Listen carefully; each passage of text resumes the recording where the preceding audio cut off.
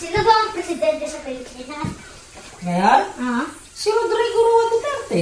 Ay, kala ko si Bongbong Marcos. Anong si Bongbong? Ay, Si Rodrigo Roa Duterte, alam mo kung bakit? bakit?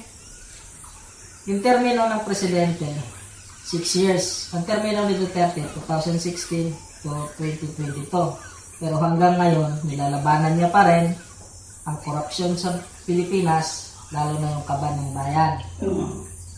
Kaya, siya pa rin ang presidente ngayon. Yung sinasabi mong si Bongbong Marcos, hindi naman siguro. Niluklok siya ng tao, pero wala naman kami nakikitang ginawa. Magti 3 years na sa gobyerno, wala pang mga investor na pumapasok sa bayan.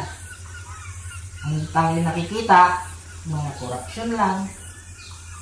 Walang nakikita ng mga build project. 3 years na. Kaya ang presidente ngayon si Duterte.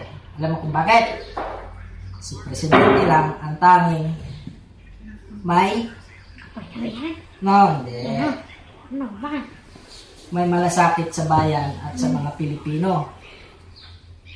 Siya lang yung tanging presidente na nilabanan ng korupsyon, ang mga durugista, yung mga drug lord, pumapatay ng mga adik, kuno, gumagawa ng build program na hanggang sa mga susunod na henerasyon ay magagamit natin sa anak mo, sa apo mo.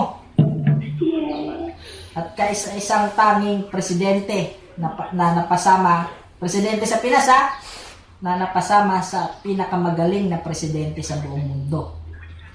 At na Time Magazine pa yun Now you know. Okay. Thank you.